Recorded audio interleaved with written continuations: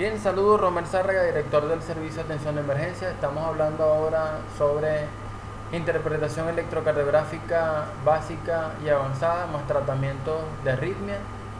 Eh, Vamos entonces ahora a hablarle de isquemia, lesión y necrosis, algo muy común que nos llega en la emergencia. Es importante que sepan que esto se da por la disminución del aporte sanguíneo en una zona. Por lo tanto, me da una alteración de la repolarización. Por eso es tan importante cuando el paciente nos llega a la emergencia que nosotros, con dolor torácico, que nosotros evaluemos si el dolor torácico es de origen cardíaco o no. Y hay que darse cuenta cuando hacemos un electrocardiograma si el paciente ya tiene isquemia miocárdica. Hay que sentarlo semisentado, hay que darle apoyo emocional, hay que evitar que el paciente entre en un estado de ansiedad porque aumenta la frecuencia cardíaca. La frecuencia cardíaca me aumenta el consumo de oxígeno miocárdico y de allí yo no tengo el aporte suficiente porque está en anoxia. Y bueno, como la zona más afectada es el subendocardio por esto que llaman la corredera o la isquemia fisiológica que se produce, fíjense como las arterias coronarias van de epicardio a endocardio, entonces casi no llegan acá. Es una zona que eléctricamente está inactivable, está en isquemia. Por eso entonces hay una gran probabilidad de que esa zona pueda ser afectada. También tenemos que darnos cuenta que es importante que nosotros podamos dar vasodilatadores coronarios, evitar el esfuerzo físico, evitar el consumo de oxígeno miocárdico en exceso o la demanda que pueda aumentar el miocardio, porque de allí podemos revertir nosotros estos efectos que puedan ser transitorios. Deben acordarse de que una vez que se da una necrosis no es reversible. Al contrario, la necrosis ya está instalada, se sustituye ese tejido miocárdico por un tejido conectivo. Por eso en la isquemia es fácil de revertir, pero momentáneamente se comporta como la necrosis. Por eso nosotros tenemos que ver bien de que esa zona eléctricamente no está activable.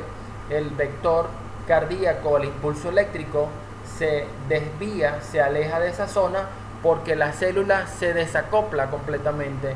Ella dice, yo voy a guardar este poco recurso que tengo, ¿ok? No intervengo en la despolarización para poder entonces sobrevivir un poco. Y allí es cuando se produce que la célula se desacopla en el proceso de la despolarización. El vector entonces se aleja y el electrodo explorador, en el caso de D2, que es una derivación bipolar, cae en el hemicampo negativo porque se aleja y va a inscribir esa onda T, que es la que me representa la repolarización ventricular de forma negativa o positiva, dependiendo donde esté ubicado, pero en este caso es negativa. Entonces acá vamos a pasar a ver en las derivaciones unipolares donde el vector lo ve venir o lo ve ir esta derivación, o sea, lo inscribe como una positividad o negatividad, pero en este caso se aleja de él e inscribe una negatividad.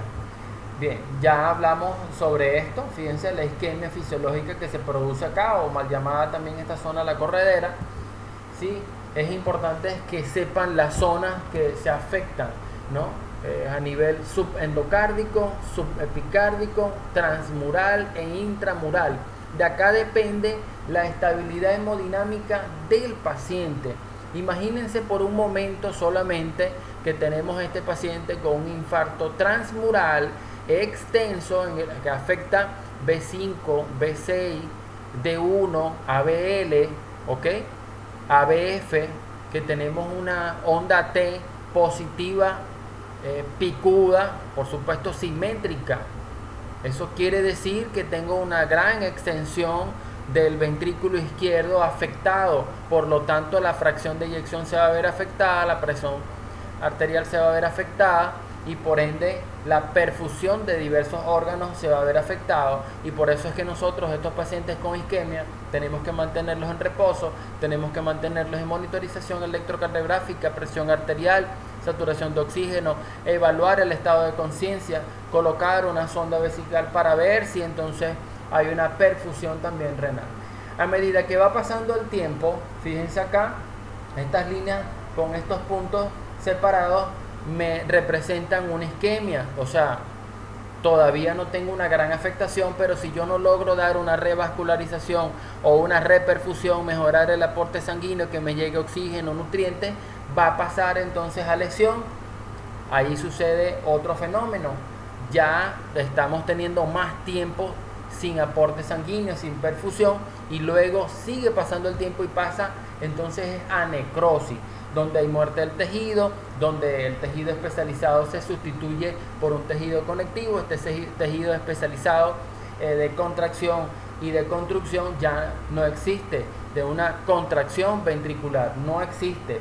Ahí entonces nosotros vamos pasando a un diagnóstico específico de un IM, pero que no solo lo tenemos que dar a conocer como el electrocardiograma es el único que nosotros podemos buscar para ver que tenemos una isquemia miocárdica. Al contrario, porque esta lesión se puede presentar de forma silenciosa, se da mucho en los pacientes diabéticos. Esto puede estar instaurado la lesión en días, semanas u horas o hasta años también la isquemia. Por eso nosotros tenemos que verificar muy bien a nivel electrocardiográfico qué es lo que está pasando. Aquí pueden darse cuenta de que esta isquemia está haciendo que el vector se aleje, ¿okay?, del electrodo explorador, como lo pueden notar, y aquí va a inscribir una negatividad. Ojo, estamos trabajando con un electrodo explorador unipolar, donde ve venir o ve ir el vector. Cuando estos electrodos exploradores unipolares ven alejarse al vector, lo van a inscribir como una negatividad. Y fíjense que acá hay un fenómeno de lesión donde ahí se puede dar una despolarización. En el tema de lesión se los voy a explicar. Y se acerca al vector, por lo tanto inscribe una positividad en el segmento ST como supradesnivel. Luego que pasa el tiempo y se produce la necrosis, porque no hubo revascularización, no hubo reperfusión, murió el tejido, ya es un tejido muerto, conectivo, no especializado, donde no tiene conducción, no tiene contractilidad cardíaca tampoco. Entonces ahí el vector se aleja también, provocando una onda Q profunda. Por eso en la isquemia tiene mucho que ver con la despolarización y la repolarización ventricular. Por eso nosotros, cuando estamos trabajando con la onda T, lo mejor que podemos hacer es observar su característica, su morfología, que debe ser asimétrica, positiva, como una lomita de pitcher, porque cuando nosotros la estudiamos estamos entonces analizando también la disminución del flujo coronario, porque me está representando la isquemia miocárdica, pero yo la tengo que ver si es subendocárdica o subepicárdica. Fíjense acá, la isquemia está en el subendocardio, entonces se va a alejar de allí, pero se va a acercar al electrodo explorador. El vector se acerca al electrodo explorador, por lo tanto lo inscribe como una positividad. Pero en el caso de que sea una isquemia subepicárdica, el electrodo está acá, el vector se aleja del electrodo explorador. Recuerden que es un electrodo explorador unipolar, solamente ve ir o ve venir al vector. Entonces aquí lo está inscribiendo como una negatividad. Fíjense acá, aquí tenemos ondas T picudas negativas. Esto es una isquemia subepicárdica. Sí, ahora vamos a ver un trazo electrocardiográfico. Fíjense acá, una isquemia subepicárdica, ondas T picudas. Fíjense que ondas R positivas, ondas T negativas. Sí, esto es una isquemia subepicárdica. Acá tenemos otra vez isquemia subepicárdica, bastante extensa, B5, ok. Tengo B3, B4, B5, bastante extensa. Vamos a ver acá, tengo B3, B4, B5, B6, isquemia subepicárdica.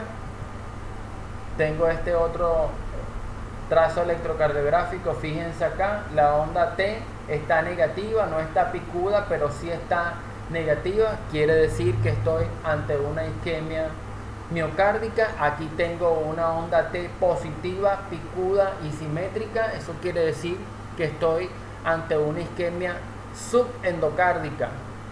¿Sí? Importante que nosotros evaluemos eso. Aquí estamos ante una isquemia subepicárdica. Fíjense acá. Estas ondas T claramente se ven y están opuestas a la positividad de la onda RDS compleja.